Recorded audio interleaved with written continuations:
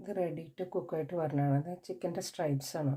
ഇതിൽ മസാലയും ചേർത്ത് അവർ നല്ല ബ്രെഡ് ക്രംസിൽ ഇതിങ്ങനെ നല്ല ആ ചിക്കൻ്റെ എല്ലാ പീസും കവർ ചെയ്തിട്ടാണ് വരുന്നത്.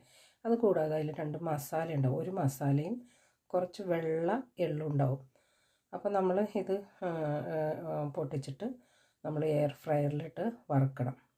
വറുക്കാനൊന്നുമില്ല, എയർ ഫ്രയറിലിട്ട് നമ്മൾ ഒരു 10 മിനിറ്റ് ടെമ്പറേച്ചറിൽ 150 ഡിഗ്രിയിൽ വെച്ചിട്ട് 10 ഡിഗ്രി സെൽഷ്യസിൽ വെച്ചിട്ട് അതൊന്ന് 10 ഡിഗ്രി ഇതിൽ വെച്ച്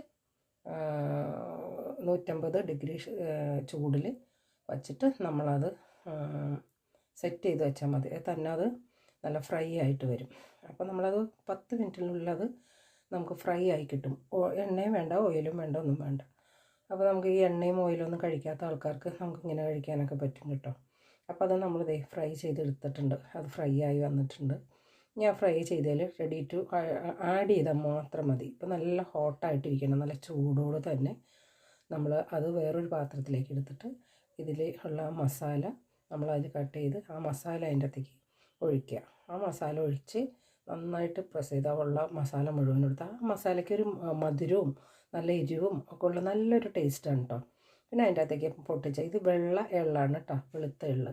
അപ്പോൾ ആ എള്ളും കൂടി ചേർത്ത് കഴിയുമ്പോൾ നല്ല കടിക്കാനൊക്കെ നല്ലൊരു ടേസ്റ്റാണ്. ആ രണ്ടും കൂടി നന്നായി മിക്സ് ചെയ്ത് നമുക്ക് നല്ല ടേസ്റ്റോടെ അത് കഴിക്കാൻ പറ്റും. നല്ല ടേസ്റ്റാണ് കേട്ടോ, വളരെ ടേസ്റ്റാണ്. നല്ലോണം ഒന്ന് മിക്സ് ചെയ്യണം.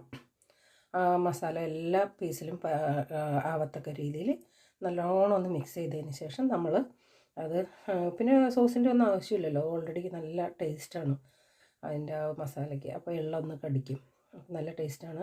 അത് UK കിട്ടണത്, അവിടെയൊക്കെ കിട്ടില്ല. നാട്ടിലുണ്ട്, പക്ഷേ ഇതല്ല. ഇതിന് അധികം വിലയൊന്നുമില്ല, ഏതാണ്ട് 2.5 പൗണ്ട് കണ്ടൊക്കെ ഉള്ളൂ.